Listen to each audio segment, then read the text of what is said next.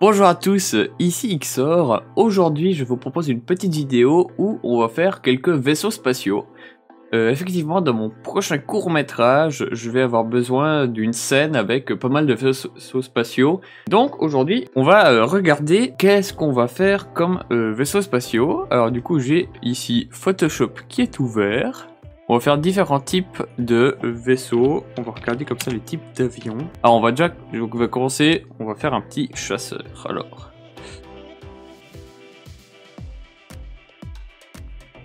L'objectif, ce serait de réussir à avoir de chars stylistiques pour tous ces véhicules. Il faut, c'est la même entreprise qui les a fait dans mon histoire, donc il faut qu'ils aillent un peu tous la même gueule, quoi. Enfin, qu'on se rende compte que c'est la même boîte qui les a fait, quoi. C'est comme une BMW, ça se voit à des kilomètres que c'est une BMW. Ça se confondrait jamais avec une Mercedes parce qu'une Mercedes est aussi très spécifique. Alors je commence ici à faire un petit chasseur, je fais des sortes d'ailes sur le côté, une sorte de réservoir en dessous pour lui donner un peu plus de détails. Je fais une petite vue du dessus, d'ailleurs vous verrez plus tard qu'il y a une petite incohérence parce que les ailes commencent sur la vue du dessus après le cockpit et puis sur la vue du dessous avant le cockpit je veux dire. Et puis là une vue depuis devant et là je me dis que ce serait peut-être une bonne idée d'incliner justement ces sortes d'ailes qui seront plutôt des sortes d'aération ou des capteurs, je ne sais pas trop.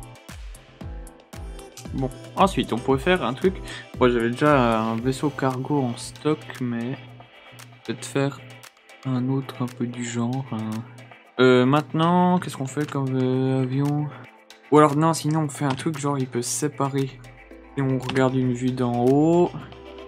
Alors là maintenant je commence à faire un sketch de vaisseau cargo.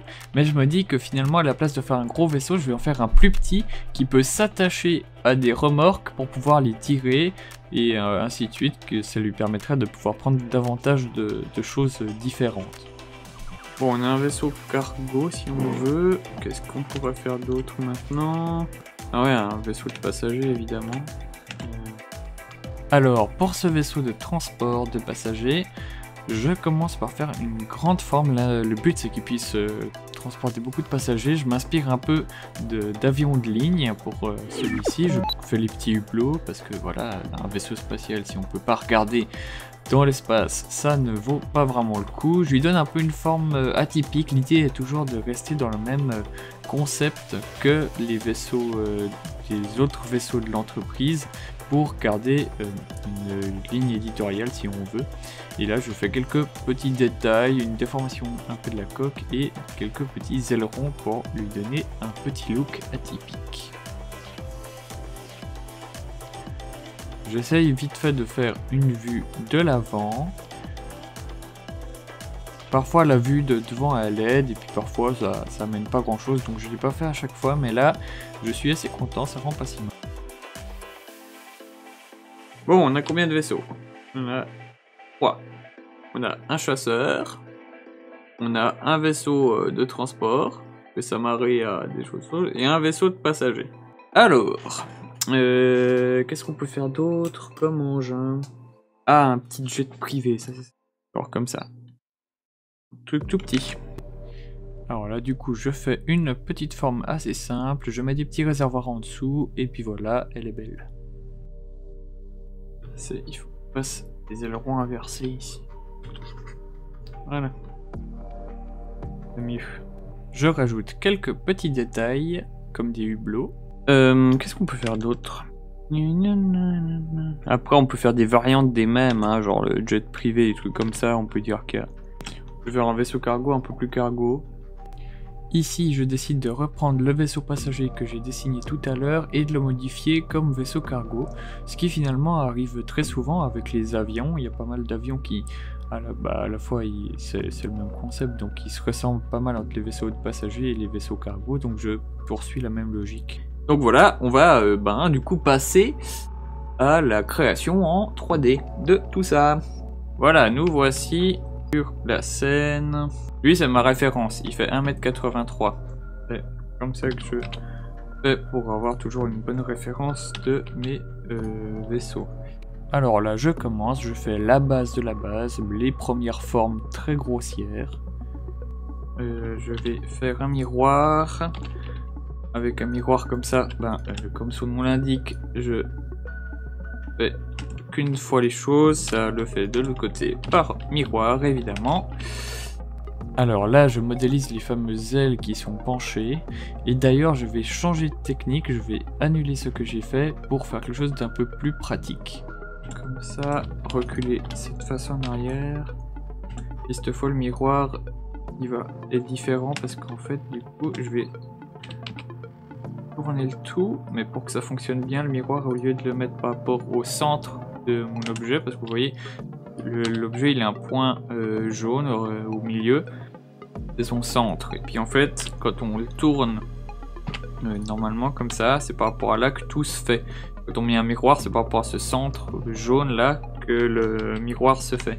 Mais si je viens et que je lui dis que c'est pas par rapport au centre de l'objet en tant que tel, le centre il peut être n'importe où dans l'objet finalement, il peut être absolument ailleurs, comme là il est en dehors finalement de l'objet, je lui dis qu'à la place d'utiliser le centre pour faire le miroir, il va utiliser la coque de base, le cylindre qui est là. Et du coup maintenant l'intérêt c'est que si maintenant je tourne sur Y, voilà, ça fait vraiment un miroir comme je le souhaite. Et un autre avantage c'est que du coup maintenant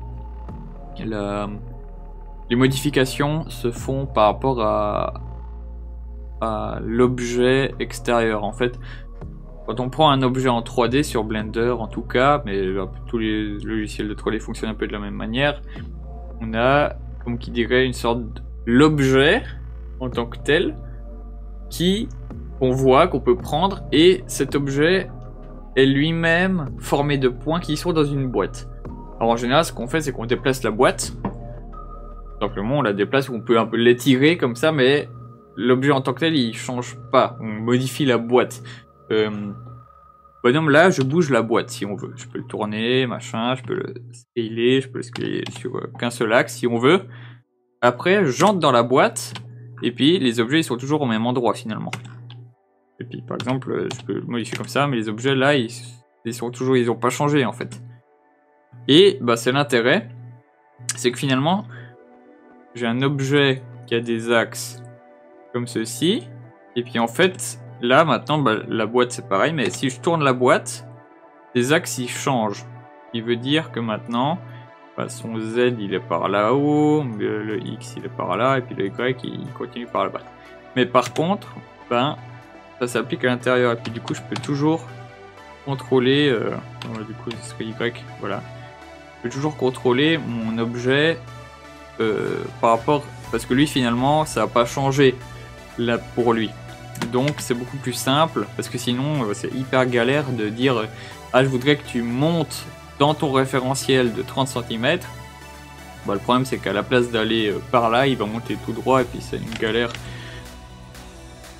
Il y a plusieurs façons de faire une sphère dans Blender, mais une qui est plutôt pas mal, c'est de faire un cube et de le smoother. Et comme ça, ça fait une sphère. Et l'intérêt, c'est que cette sphère, elle a tous ces points. Ils ont que 4 arêtes en fait. Vous voyez, 1, 2, 3, 4. Chaque point est entouré de 4 arêtes. Ou 3. Ouais, 3. Mais c'est pas grave. Il vaut mieux que ce soit pas moins que trop. Si vous prenez une sphère comme ça, vous voyez ici, tous ils se retrouvent au même endroit. Et puis ça, c'est pas bon du coup. C'est une bonne technique d'utiliser une sphère en cube. Alors là du coup je fais le cockpit et je vais aussi un petit peu modifier les ailes en regardant justement ma référence. Et voilà, là c'est l'intérêt exactement de ce que je disais, c'est que de base, si je voulais aller par exemple sur X, ça ferait comme ça. Et puis c'est pas dans le même sens que le reste, c'est pas le même angle en fait. Vous voyez? Et puis en fait si je fais maintenant, vu que j'ai modifié la boîte plutôt que le contenu, maintenant je peux dire ok tu vas, au lieu de te déplacer sur X du monde, tu vas te déplacer sur X de la boîte, et le X de la boîte il est là-bas. Et voilà, vous voyez, ça m'arrange. Alors là je continue en modifiant un petit peu la forme globale du vaisseau. Je viens rajouter un bloc à l'arrière pour pouvoir insérer les réacteurs, et je modifie un petit peu les ailes en leur donnant de l'épaisseur. Là c'est toujours un peu le même souci avec la subdivision, c'est que des fois ça veut tout arrondir, alors dès qu'on met un angle, ça pose peut poser problème. Donc moi ce que je fais dans ces cas-là, c'est que je pars les éléments. Hop, voilà. Vous voyez que maintenant il n'y a plus de soucis, c'est juste que maintenant je vais séparer les deux, donc évidemment que ça n'a plus envie d'arrondir des trucs qui sont pas connectés. Alors ici je rajoute un peu de masse à l'arrière du cockpit. Je viens aussi rentrer un petit peu les ailes qui étaient vraiment trop larges. J'ajoute en dessous le fameux petit réservoir qui donne un petit look, un peu plus de chasseur au vaisseau. Je viens un petit peu modifier sa forme générale.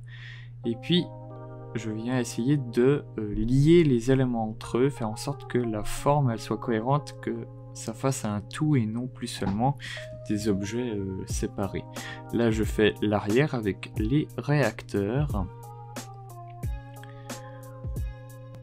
Et ici je viens travailler la forme du corps du vaisseau pour lui donner cet aspect arrondi caractéristique des vaisseaux que je suis en train de créer. Bon, vous allez peut-être me dire à un moment ou à un autre que ça ressemble pas du tout au dessin qu'on a fait tout à l'heure. C'est fort probable que ça arrive. Mais voilà, le but c'est... Les dessins c'est aussi un petit peu pour avoir... pour comment produire un peu d'imagination. Et puis souvent je m'en écarte parce que finalement un dessin c'est quelque chose et puis après il y a une... Comme on l'imagine, comme on le voit, et finalement en 3D ça fonctionne pas si bien que ça. Donc après je m'adapte. Ici je viens ajouter un élément de support en dessous du vaisseau qui va permettre de lier encore une fois les éléments entre eux et aussi d'ajouter un peu un côté agressif à ce vaisseau chasseur.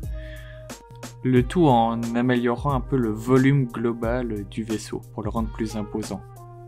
Alors oui, vous allez me dire c'est pas très détaillé, effectivement, mais comme pour l'autre petit vaisseau, enfin pour le moment c'est pas le but. Là le but vraiment c'est d'avoir des éléments de base. En fait l'idée c'est que je puisse faire une animatique.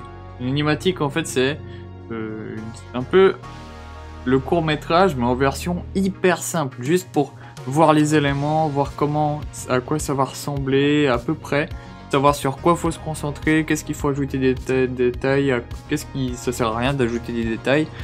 Et du coup c'est juste pour ça, j'ai juste besoin de la forme de base en fait. Donc j'ai pas besoin de me casser la tête à passer des heures à faire un truc hyper méga beau, parce qu'en plus peut-être qu'en fait à la fin on le verra pas ou à peine. Donc cool. Bon, alors on peut passer au deuxième qui va être le tower. Enfin, celui le tracteur, comme vous voulez. Voilà. Alors maintenant, rebelote. Il a une sorte de partie cylindrique à l'arrière, du coup je vais commencer par ça.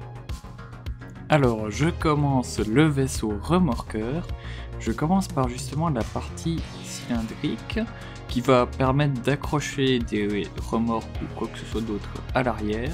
Et je passe ensuite à faire les ailes, les ailes c'est une façon de parler évidemment, sur lesquelles seront attachés les réacteurs, de manière à pouvoir avancer sans avoir des flammes qui touchent la remorque finalement.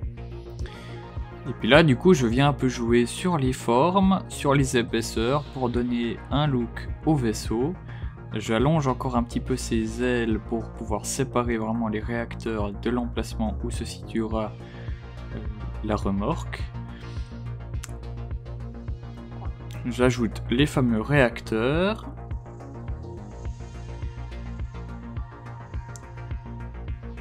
Maintenant je viens regarder ce que ça donne avec une subdivision pour voir les choses un peu plus arrondies, comment elles donnent. Là je m'occupe un peu plus du cockpit sur lequel il va y avoir pas mal de travail pour lui donner le look final. J'essaye vraiment de toujours respecter cette fameuse charte graphique si on veut, c'est pas vraiment une charte graphique, mais de cette ligne éditoriale si on veut des vaisseaux spatiaux. Il faut vraiment qu'on se rende compte que ils viennent de la même usine, de la même marque si on veut. Et puis là du coup commence le long moment où je vais essayer de travailler sur le cockpit de ce vaisseau. J'essaye plein de techniques pour réussir à garder la forme tout en ayant ce côté arrondi et en maintenant justement les positions aux bons endroits, en mettant justement l'épaisseur des fenêtres, ce genre de choses. Donc je passe pas mal de temps à essayer de mettre ça en place. Voilà, maintenant que j'ai fait le cadre des fenêtres, je passe aux vitres en elles-mêmes. Le but étant qu'elles fassent une petite épaisseur qui soit un peu plus à l'intérieur que le cadre des fenêtres, pas que tout soit à fleurs évidemment, pour gagner un peu plus en réalisme.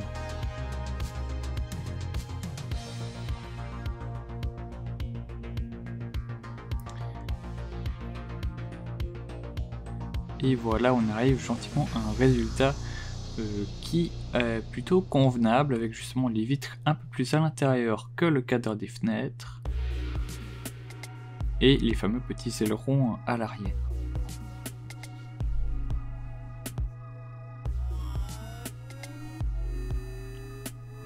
Voilà. Bon, maintenant on passe. Alors du coup, on a fait ce vaisseau de remorquage, si on veut. Après, en fait, il y aurait un module qui se mettrait à l'arrière et puis il le tirerait. Mais du coup, pour celui-là, pour le moment, on va le laisser comme ça. Et on va passer au suivant. Et puis on va passer au vaisseau de passagers. Parce que celui-là, il me plaît bien. Alors, nous voilà partis pour le vaisseau de transport de passagers. Je commence avec une sphère que je viens allonger afin d'avoir justement la forme désirée. Je vais commencer par l'avant avec le cockpit parce que c'est là où la forme du vaisseau est un petit peu plus, on va dire, complexe. Avec voilà, le cockpit qui est arrondi. Je viens un petit peu écraser la totalité du vaisseau pour lui donner une forme un peu plus plane. Et puis là maintenant je viens justement donner la forme de cette fameuse découpe à l'avant.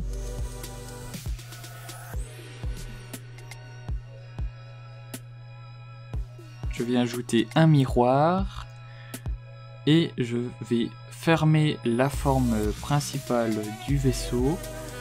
En fait finalement je vais faire plusieurs éléments différents pour lier ce fameux cockpit. Il y a la partie avec qui aura les vitres, la plus ronde et la plus dure que vous voyez actuellement. Il y a la partie globale du vaisseau, la partie du dessus que je suis en train de faire actuellement, et la partie qui représente un peu le nez, qui est une autre partie à part. De cette manière, c'est beaucoup plus simple pour moi de lier l'ensemble, plutôt que si ce n'était qu'un seul morceau en intégralité. Là je viens raccourcir l'arrière du vaisseau pour lui donner une meilleure forme. Je viens alourdir le bas du vaisseau afin de lui donner son air un peu plus massif. Et là je commence à travailler sur les aérations si on veut, ou je sais pas encore trop ce que c'est, enfin les gros trous qu'il y a à l'avant si on veut.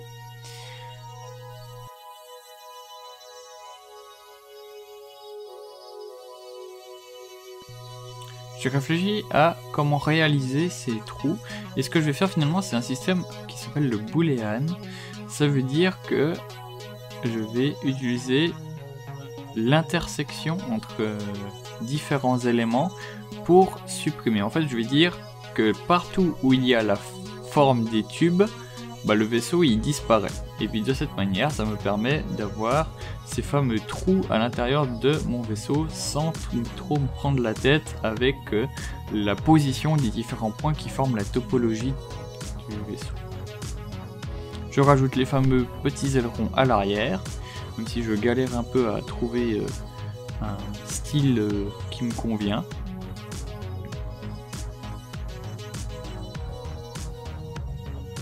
Et je rajoute les fameuses petites capsules de survie sur les côtés.